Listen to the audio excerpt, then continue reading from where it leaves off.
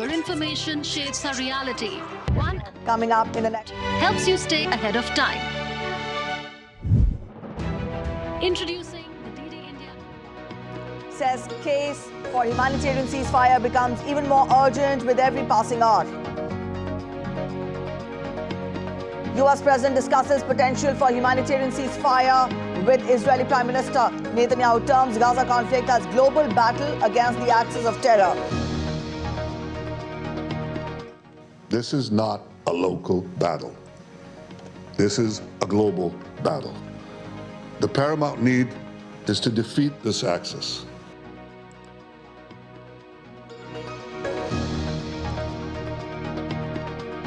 And in the Cricket World Cup, Australia will clash against Afghanistan today. Both the teams will play on the back of victories in the last games.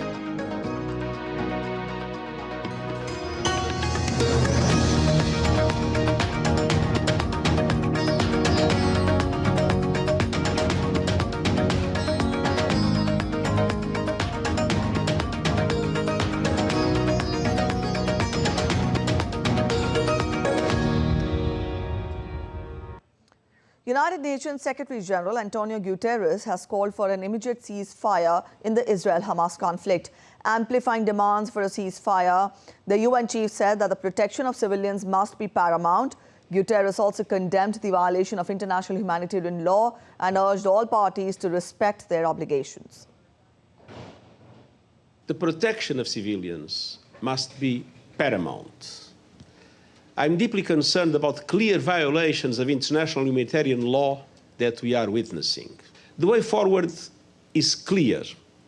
A humanitarian ceasefire now.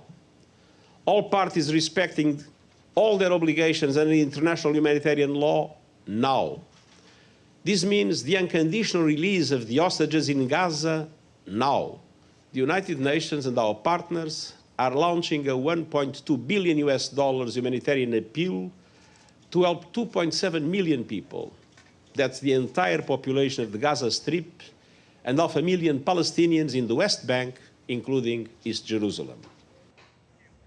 US President Joe Biden and Israel's Prime Minister Benjamin Netanyahu on Monday discussed the potential for humanitarian ceasefires in the ongoing Israel-Hamas conflict. White House in a statement said that the two leaders discussed the possibility of tactical pauses to provide civilians with opportunities to safely depart from areas of ongoing fighting, to ensure assistance is reaching civilians in need, and to enable potential hostage releases.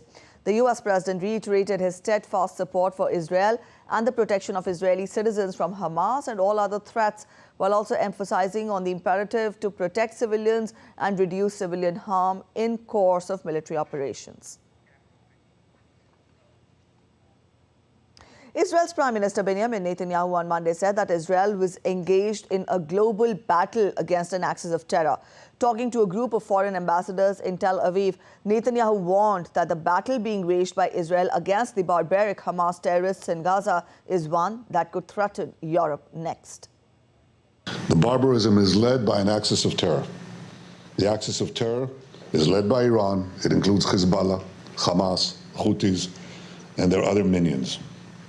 They seek to bring the Middle East and the world back to a dark age. They seek to torpedo, to derail any progress towards peace and the progress and the promise that we had in our budding peace treaties with our Arab neighbors. If they go strong, if they're not defeated, they will derail this process. They will imperil the entire Middle East. If the Middle East falls to the axis of terror, Europe will be next, and no one will be safe. This is not a local battle. This is a global battle. The paramount need is to defeat this axis. That battle is now being waged by us against Hamas in Gaza. There is no substitute for victory. We will defeat Hamas. We will dismantle Hamas. Israeli Prime Minister Benjamin Netanyahu has said that Israel has allowed tactical little pauses. In an interview to US media, Netanyahu said that he anticipates Israel will have the overall security responsibility in Gaza after the war ends. Well, there will be no ceasefire, general ceasefire in Gaza without the release of our hostages. As far as tactical little pauses, an hour here, an hour there, we've had them before. I suppose we'll check the circumstances in order to enable goods, humanitarian goods to come in, or our hostages, individual hostages to leave. But I don't think there's going to be a general ceasefire. It's not that I don't think. I think it will hamper the war effort. It'll hamper our effort to get our hostages out. Up next, we take a look at other stories making it to the headlines from across the world with focus on Israel-Hamas conflict. Combating attacks from Lebanon's front, Israel's military targeted Hezbollah group Hezbollah on Monday. The retaliation came after a large barrage of rockets were fired at northern Israeli cities by the terrorist group earlier. Releasing a video showing two aerial views of targets being hit, IDF spokesperson said that the military will continue to have a significant response every time Israel is attacked. In a display of solidarity, the walls of Jerusalem's old city were lit with photos of hostages held by Hamas.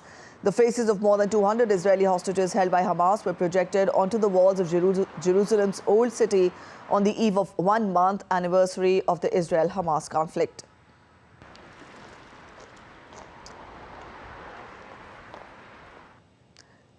"1,400 candles were lit at Jerusalem's Western Wall in tribute to 1,400 victims of the Hamas-led terror attacks on October 7th. Israeli War Cabinet Minister Benny Gantz was among the participants. Another vigil took place in Tel Aviv, where tons of empty beds were presented in memory of hostages in the Gaza Strip. The event marked 1 month of the Hamas attacks. Top diplomats of the Group of 7 nations start 2 days of talks in Tokyo from Tuesday, the first such gathering since the Hamas attack on Israel. G7 leaders have started arriving for the meetings, and they are expected to exchange views on the conflict as well as China's increasing maritime activities. Japan will host its second G7 foreign ministers meeting this year after the one in April. Japan also chaired the September meeting in New York. Japan condemns the terrorist attacks by terrorist group Hamas, and it plans to convey its call for a humanitarian pause as the Gaza district is on the verge of a serious crisis. The G7 foreign ministers are preparing to hold an online session with their Ukrainian counterpart, Dmytro Kuleba, as well during their meetings in Tokyo this week.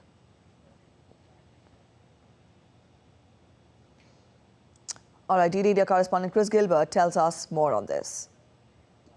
Japan is looking to round out what it views as a successful presidency of the G7, the Group of 7, this year. It does have one more ministers' meeting coming up in December for the Interior and Security Ministers. But as you say, this is the second and last ministers or foreign ministers meeting being held in Japan this year. And look, it is looking to round out those issues you mentioned, helping and helping each other to maintain individual economic and diplomatic ties with China, while countering, as they say, any change to the status quo in the Indo-Pacific by unilateral acts of force, which is their coded way of saying no invasions, looking to reaffirm their support for Ukraine as the G7 leaders did in May, very strongly and very clearly, and talking about how they can, further support Ukraine. In fact, Volodymyr Zelensky just the other week was saying that he was feeling a little bit forgotten about with all the brouhaha happening in the Middle East, and that, of course, is going to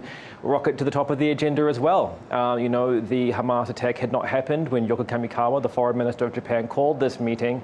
It is going to be, on the agenda, certainly some kind of joint, statement about how the G7 wants to pursue, and also their concern is going to be any spillover conflicts in the Middle East as well. Australian Prime Minister Anthony Albanese visited China after a gap of 7 years. Now, this was the first visit of any Australian leader. Albanese also met Chinese President Xi Jinping and had extensive discussions regarding economic relations between the two nations. DD India correspondent Andrew Wood gets us more from Hong Kong. I think China has destroyed a lot of trust over the past 3 or 4 years with Australia. Australia, you may remember back in 2020, suggested it might be a good idea for there to be an independent international investigation into the origin of COVID. And Beijing didn't like that at all, and then started shunning Australian exports of things like coal, barley, wine, and so on, as punishment. Many of those have been, those restrictions have been rolled back, but some of them still remain. So this is a start for them to be talking to each other. Australia needs China. Around about a quarter of its exports are to China. It's its biggest customer. And to a lesser extent, China does need Australia.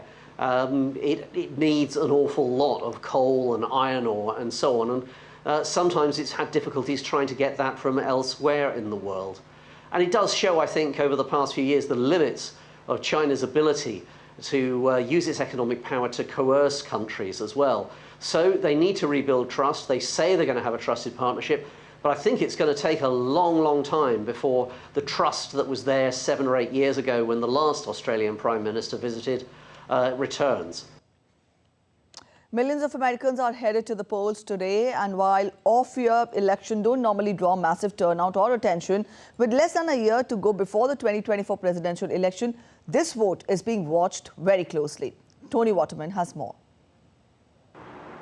Tuesday's elections will serve as a sort of crystal ball for 2024, a bit murky, but also yielding valuable insight into voter mindsets. Abortion rights in particular have been dominating the most closely watched races, including in Virginia, where the entire state legislature is up for grabs. A Republican win would clear the way for Governor Glenn Youngkin to enact a number of conservative policies, including a 15-week ban on abortion, with some exceptions. Democrats have been heavily campaigning on the issue, but so too has the governor. He's been trying to reframe this image of the GOP as extremists on abortion after more than a dozen Republican-led states have also been trying to reframe this issue as well. In Kentucky, Democrat Andy Beshear, who is fighting to keep his job as governor in a red state, has also leaned on the issue. He has called the state's ban extremist and is reminding voters that he vetoed a 15-week ban on abortion.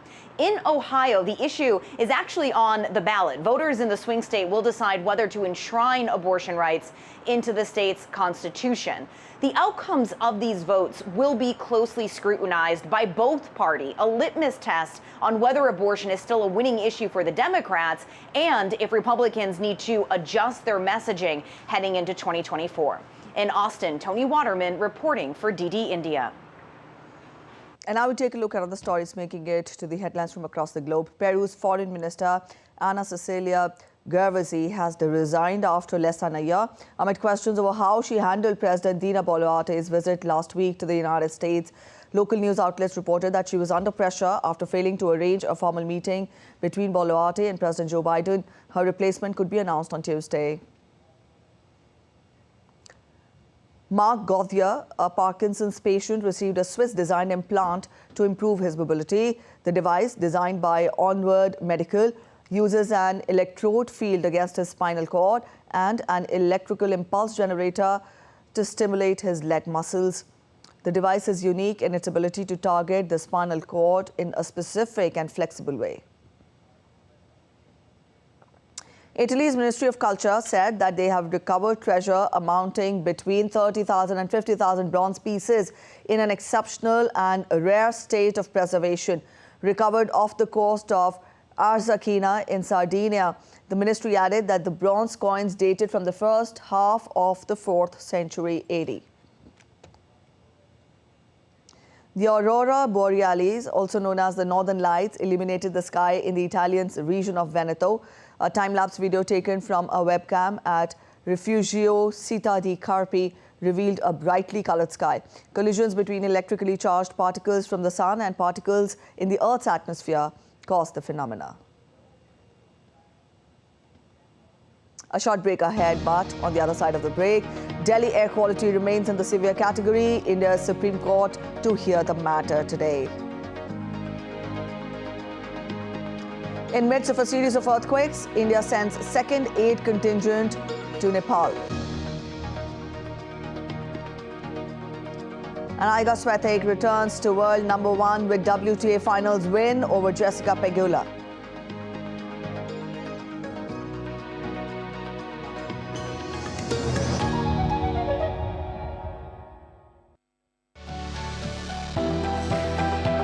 Turning crisis into opportunity, transforming ideas into action, stories of real change, tales of sustainable solution This series is going to tell stories of such changemakers.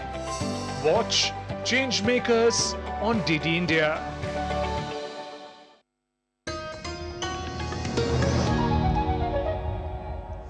Welcome back after the break. You're watching DD India Live and I'm Preeti.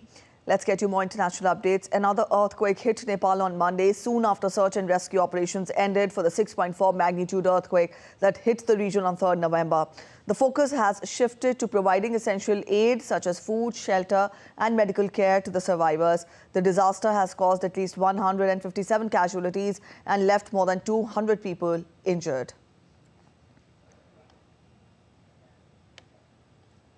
The second consignment of emergency relief for earthquake-affected families in Nepal has been handed over by India. 9 tons of relief material was transported to Nepalganj by a special Indian Air Force aircraft. In fact, the relief material consists of essential medical and hygiene supplies, tents, sleeping bags and blankets for earthquake-affected families.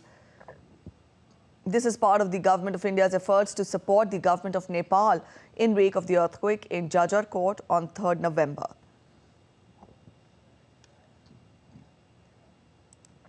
Back home, the Supreme Court of India will hear the petitions regarding Delhi air pollution.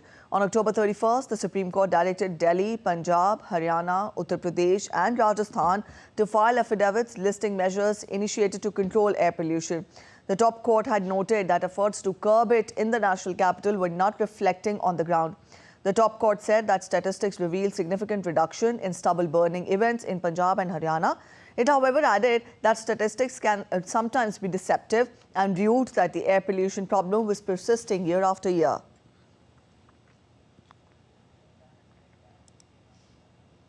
And Delhi has been grappling with dense smog layer covering the national capital region in recent days.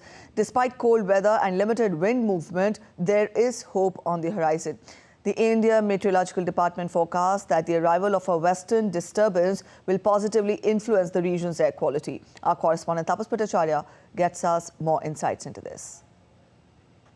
Good morning, India, and right now we are at India Gate. It's a Tuesday morning, giving you a live update of what is going on in the National Capital Territory, especially when it comes to the pollution level. For the first time in many days now, the pollution level has come down below 400. The AQI level has come down below 400. It's right now 399 and it is expected to go down further in the next couple of days. The reason is the impact of western disturbance. It's expected to hit National Capital Territory from 8th to 10th. It is expected to have a major impact and it is expected to clear the smog condition that is currently prevalent over the National Capital Territory. Now, apart from that, the GRAP 4 is already in position which prohibits certain activities, especially the construction activities and also the vehicular movement in the National Capital Territory, which is also expected to bear fruit. But the major point still remains that the biomass burning still accounts for more than 35% of the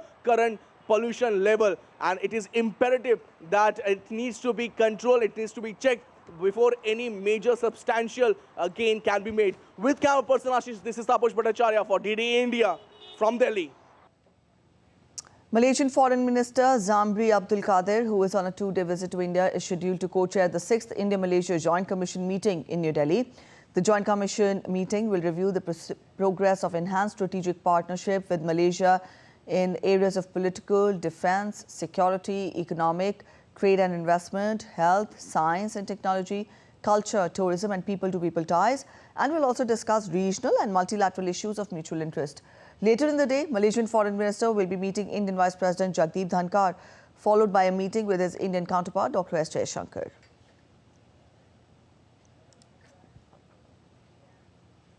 The Executive Director of the International Monetary Fund, K.V. Subramanian, has hailed India's GDP growth, saying that it has boosted the quality and quantity of employment. Subramanian noted that the periodic labour force survey has shown a 13% rise in the number of regular and salaried workers. Let's listen in.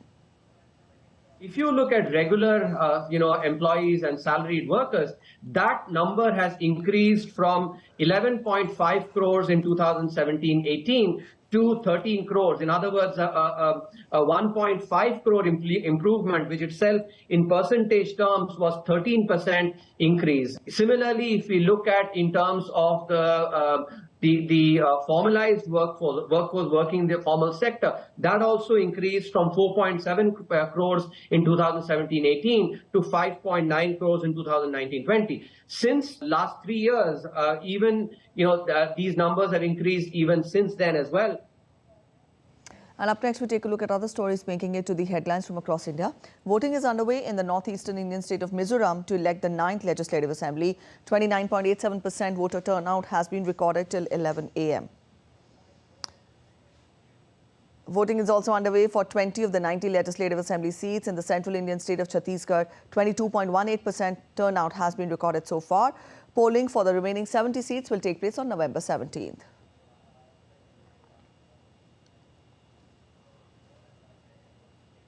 The southern Indian city of Bengaluru is witnessing incessant rainfall and waterlogging since Monday evening. The Indian Weather Department has issued a yellow warning in the state till Thursday.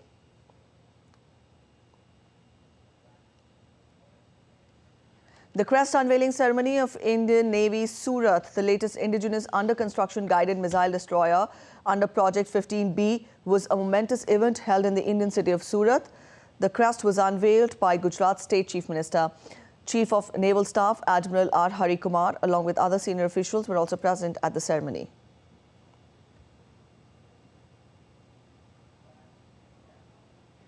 Let's get to updates from the world of business now. The United Auto Workers Union announced that its members at the General Dynamics in Michigan, Ohio and Pennsylvania have voted to ratify their tentative agreement.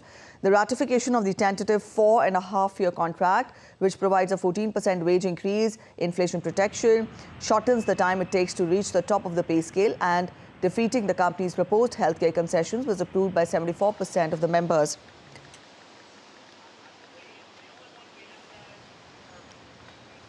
The deal has put an end on more than a month-old strike in October by the union against the Detroit 3 automakers in the United States.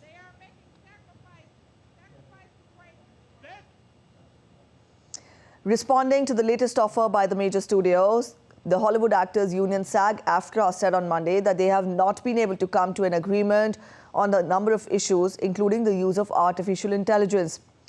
With this, Hollywood Actors Guild strike entered its 117th day.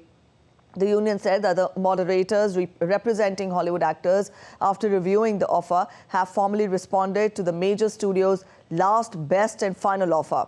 The union also posted a statement on social media saying that they are committed to getting the best deal possible and ending the strike in a responsible manner. The union members walked off their jobs in July, demanding higher remuneration in the streaming television time and security around the use of artificial intelligence.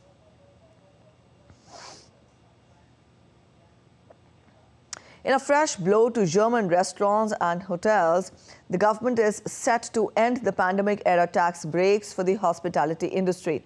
The German government reduced value-added tax, that is VAT, to 7% for restaurants in order to support them during the pandemic lockdown, but that will be increased up to 19% by the end of this year. The German Hotel and Restaurant Association said that some 12,000 businesses could close if the VAT rises.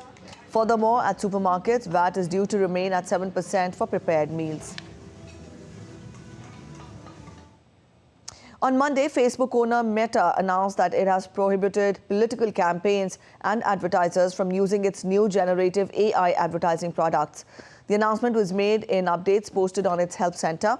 Currently, its advertising standards restrict ads containing content that has been debunked by the company's fact-checkers, but have no specific rules on artificial intelligence. The policy change comes a month after Meta officially announced that it is expanding advertisers' access to its AI advertising tools. These tools allow advertisers to instantly create backgrounds, edit images, and change ad copy in response to simple text prompts. Last week, Google also announced the release of similar image customizing generative AI ad tools, but with a caution to keep politics out of its products by prohibiting the use of a list of political keywords as prompts. WeWork, the SoftBank Group-backed startup, sought U.S. bankruptcy protection on Monday. The decision comes after its bets on companies using more of its office sharing space soured. Shares of the company have fallen roughly 96% this year as the company struggles with a massive debt pile and hefty losses. The company reported estimated assets and liabilities ranging from $10 billion to $50 billion, according to a bankruptcy filing. The company last week secured a 7-day extension from its creditors on an interest payment to win more time to negotiate with them. Talking of sports now, Australia will square off with Afghanistan in the 39th match of the ongoing ODI World Cup at Wankhede Stadium in Mumbai. Australia made a dismal start in the ongoing tournament, suffering defeats in their first 2 games. However, the Pat Cummins-led side staged a stunning comeback, winning 5 games in a row to stake a claim in the top half of the table. A win in the upcoming game will help them secure their spot in the semi-final of the competition. Afghanistan, on the other hand, are coming off with 3 consecutive wins, beating Pakistan, Sri Lanka and the Netherlands, and are currently standing 6th in the ODI World Cup points table. The Hashmatullah Shahidi-led side will eye for a win in their upcoming clash to push for a semi-final qualification. In a huge boost for Afghanistan team, the ICC Global Ambassador Sachin Tendulkar met players at the Wankhede Stadium in Mumbai ahead of their match against Australia. In his form, iconic batsman arrived during the practice session to raise their motivation level. He gave them a pep talk and happily obliged them with a picture. The Afghanistan players were all ears to Master Blaster's encouraging words. Star spinner Rashid Khan described the moment as a very special occasion. Khan added that the meeting gave them lots of positive energy and it was a dream come true for many of his teammates. On to tennis now. Iga Swiatek regained her world #1 ranking on Monday. She dominated Jessica Pegula 6-1, 6-0 and won the season-ending WTA Finals in Cancun on Monday. Swiatek ends the season on an 11-match winning streak and will finish the year in the top spot for the second year in a row, having lost the position to Sabalenka after US Open. 22-year-old Polish tennis star collected 6 out of her total 17 career titles this season as she retained the French Open crown to lift her 4th Grand Slam trophy. That's it in this edition of DD India Live, but let us know your thoughts on the news of the day.